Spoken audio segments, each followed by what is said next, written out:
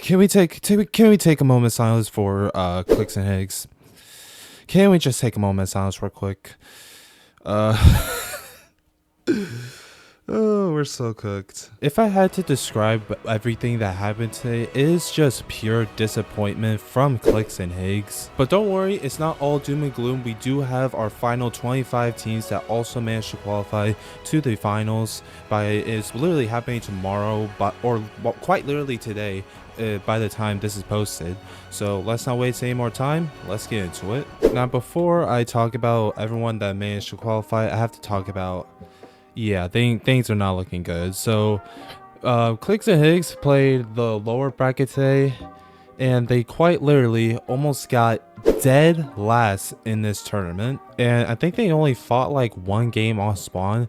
Throughout the rest of the games, they were playing the POI, and throughout all 6 of their matches, they got 26 points with only 4 total eliminations. Throughout like the past year, I would say, the Clix and Higgs managed to get 8th place in 2025 Major 3, 2025 Globals they placed 18th, 10th place in Major 1 this year, and then they literally placed almost dead last in the lower bracket, not even anywhere close to qualification. Like, there's just absolutely no words that I could really use to describe anything that happened here today. If you were watching the whole event, I literally couldn't even watch it in time until the last game. I literally had to re-watch the whole thing a couple of minutes ago, and you could just tell from Clix's face that he was visibly very upset from today. Like, I don't know what happened, man. Like, literally, just a few months ago, they were literally in contention of winning FNCS,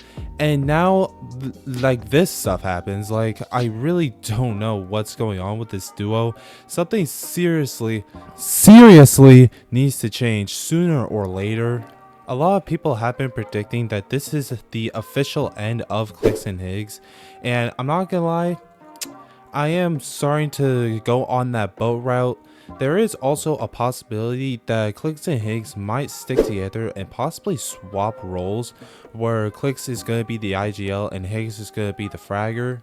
As far as Higgs being at IGL goes, not gonna lie, never was a fan of it. I never really thought his IGLing was really that good. For you guys that don't know, I've been a West player my whole life, so I've been very dialed in on how Higgs plays, and he will always be a fragger in my own heart. And as far as Clix IGLing, we actually did get to see Clix IGL just a couple of years ago, where he played with Dukes, and he literally top 5 at Grand Finals and placed top 15 in the 2022 Invitational while he was full IGLing. It's not the worst idea, but the chances of that happening are, I would have to say, below 10%. As far as duo options go, I really don't know who any of these guys play with. I've been hearing some rumors that Clix might be able to play with Queasy, and with Queasy already being not the best fragger of all time, and Clix's fragging ability just lowering by the second, I really don't see that being a clear possibility in anyone's head. I'm pretty sure Higgs will be able to find more duo options than Clix is. However, I'm just worried for Clix, man. This could possibly be the end of Clix. I don't want to say that it is, but it's generally just a very, very rough time for him right now. Don't get me wrong, Clix and Higgs are not a bad duo. They literally won the most div cups throughout this entire season, tied with Peterbot. Finished nothing less than a top 7 in these div cups. It's just, today was just a major vibe kill from yesterday. I could literally spend this entire video just talking about how disappointed I am in these two. However, we still do have the entire top 25 from today going into the finals tomorrow. So we're just gonna switch topics over here, okay? We're just not gonna talk about it anymore. So in first place of today was actually Shadow and Virgo.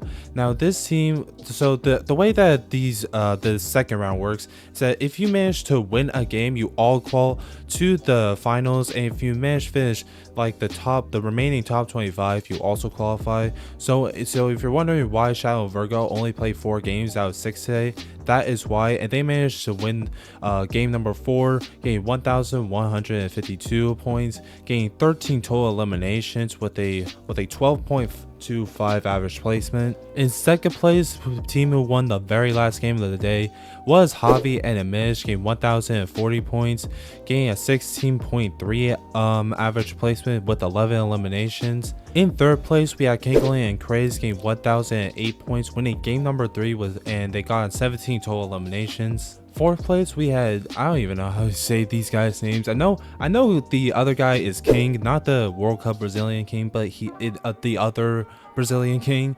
But they managed to win game number 5, game 1,004 points with 10 total eliminations. In fifth place, we have Nudi's team. I don't know how you pronounce his teammate, I'm sorry, but they managed to get 1,052 points, winning the second game of the day, getting 5 total eliminations. And personally, my favorite team throughout everyone that qualified was 6th place, winning game number 1, getting 11 elimination win, was Swizzy and Pixie with 1,044 points. Going over the rest of the top 10, in 7th place we have Agers and Ritual. Agers and Ritual looked a lot better today and were able to qualify, even though I think Agers is still a little bit sick. In 8th place we have Triggs, 9th place we have Rainy, and then in 10th place we have Izzy and No Skiff. Going over the rest of the leaderboard for people that qualify, in 11th place we have Pix and Ghost, 12th place we have Iyamzo and Josh Riley. This team didn't really have the best tournament placement today. This is Josh's first LAN, so I am going to give them a little bit of slack.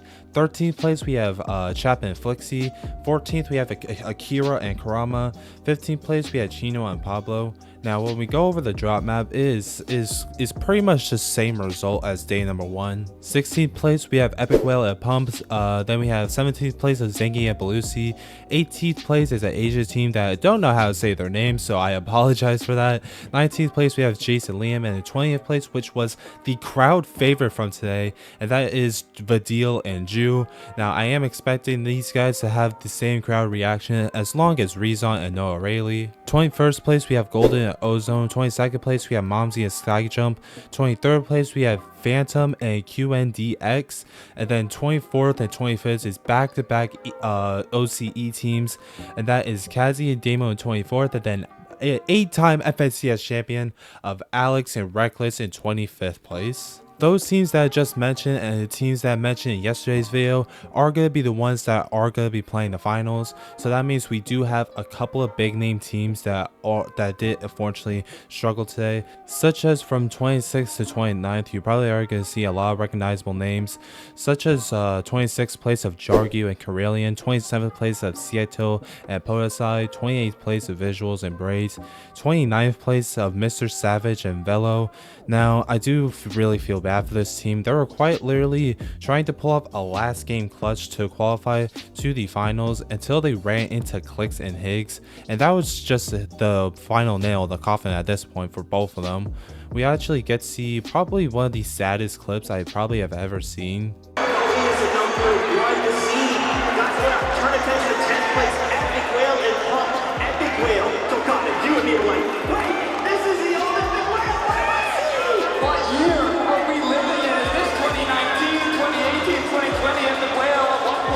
I saw a flash from the past and he was looking unstoppable, winning every single FNCS back-to-back on MA West, and now paired up with Pump. We are back at it again at the Major 1 Summit Lan. They have qualified themselves to the Sunday Finals. Epic Will, with a man steps up. He was right on that pressure going into his final game. I really do hope both Mr. Savage and Clix do bounce back from this in the second major. As far as Mr. Savage and Velo splitting up, I don't know if these guys are going to officially split up. I'm pretty sure they're not. This is probably the best teammate option Mr. Savage is ever going to get right now. So I don't really see a reason for Mr. Savage and Velo to split up. Of course, I could be possibly 100% wrong, but we're just gonna have to wait and see. 32nd place of Marius and iDrop. Now, like, you gotta feel bad for this team, man. This team was quite literally one placement, not even placements off, just one average placements off, like a few average placements off from qualifying to the finals on day 1, and then day 2 they just really couldn't get anything going. So I am expecting this team to officially split up. And then 40th place, we actually had Muzz and Sphinx. Now, I don't really know what happened to this team, to be honest. I wasn't really paying attention to them much, but they obviously were struggling just based off their placements and points and eliminations and all of that stuff. So I am hoping that these guys do better. Muzz did seem to be in pretty good spirits, even though they didn't qual. So I am fully expecting for them to stick together, unlike Clix and Higgs and Miss Savage and Velo. This is probably going to be one of the rare occurrences that you guys could see a live video version of me. So as this is the official updated drop map, one thing that I am immediately noticing is that why on earth are we conning this? Why on earth are we triple conning this split drop? You can literally see Hero FKS picks and goes to Epic Whale Pump. Like, I don't even know what's going on. Right next to him, we have Hari Akami versus Josh and Yamzo. Now, I am fully expecting Josh and Yamzo to surprise con Acorn and Bolts. I'm not fully expecting Acorn and Bolts to get 8 out of 8 games fully uncontested. We have the other Ospawn fight of Agers of Ritual versus Reed and Cooper. You can see right here, once again, Sandy Strip is literally triple contested, just like day number 1. I really don't know how this is gonna go. Like, I'm not expecting either of these guys to do well. Kanata and Victory did luckily, keyword luckily, gets top 6, all thanks to Victor V. So maybe Victor V can pull something out. I really don't know. We do have Swizzy and Pixie fully uncontested, Javi and Menace fully uncontested. Surprisingly, Alex and Reckless are also fully uncontested. Not really expecting that. Some of our big names is Veno and Curve and Sky Scroll are still kind of contesting each other. Not really. Sky Scroll are still getting North Battlewood fully uncontested. Veno and Curve are taking the south side. Resigns and Tika versus Chap and Flixie are fully contesting each other. Trying to see if we can find any more big name teams. Yep, we have Vidila Ju, Kazi Demo, Rezarm, and Triggs. We do have some of our Titan teams fully uncontested, such as Shark and Teeny getting fully uncon Walkie Land. I am fully expecting them to get at least a top 3. Dharma Damus also are getting this full side, Tip Top Terror is fully uncontested. Vico Mali getting Frigid Fortress uncontested. Pierbot and Poyo getting a fully uncon Squibbly Shores. Now, this is definitely changing my predictions a lot right now. However, I'm still going to keep them how they are. Focus and Thomas are also surprisingly fully uncontested. Don't know how that happened, to be honest. And the main one who is I'm still predicting them to be the highest place, one of the highest placing NA teams, and that is Cold and Rapid. And yeah, that's basically everything that I have for this video, ladies and gentlemen. Make sure you leave a like and subscribe, and I'll see y'all next time.